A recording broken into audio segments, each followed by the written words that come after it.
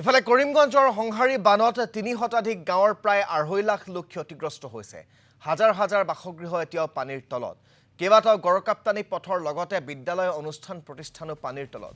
কেইবাদিনো ধৰি যান-বাহন চলাচল বন্ধ হৈ থকাৰ ফলত যাতায়াতৰ বাবে এতিয়া একমাত্ৰ বিকল্প হৈ পৰিছে নাও অথবা ভূৰ।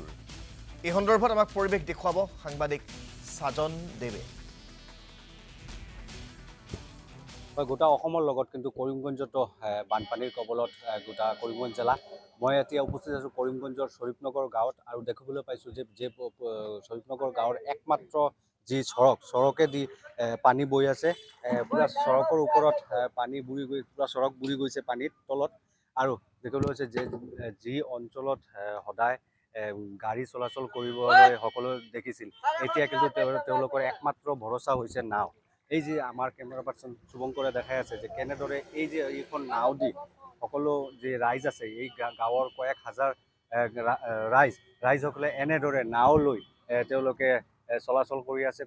কিয়নো তেওঁলোকৰ ঘৰ বাৰী পানীত বুৰি গৈছে, যাৰ বাবে তেওঁলোকে এনেদৰে নাৱেদি তেওঁলোকে ঘৰত গৈ আছে।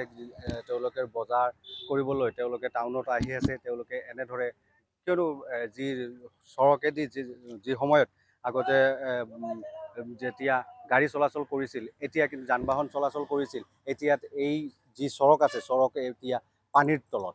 ফলতে কিন্তু যান-বাহন চলাচল বন্ধ হৈ পৰিছে, যাৰ বাবে ইয়াত কিন্তু নাৱৰ ব্যৱস্থা কৰা হৈছে। এটাৰ পাছত এটা ইয়াত লাইনত আছে নাও।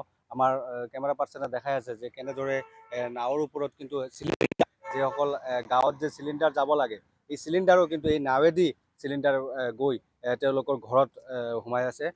ইয়াত আমাৰ দেখিবলৈ পাইছোঁ যে এই হৈছে মেইন ৰোড। এই হৈছে আমাৰ যি কৰিমগঞ্জৰ ৰাষ্ট্ৰীয় ঘাইপথ, আৰু ৰাষ্ট্ৰীয় ঘাইপথৰ ওচৰতে তেওঁলোকৰ গাঁও শ্বৰীফনগৰ গাঁও, আৰু শ্বৰীফনগৰ গাঁও এনেদৰে পানীৰ কবলত পৰিছে। কৰিমগঞ্জৰ এই বানৰ সংহাৰী ৰূপৰ কিছু শেহতীয়া পৰিৱেশ দেখুৱালে।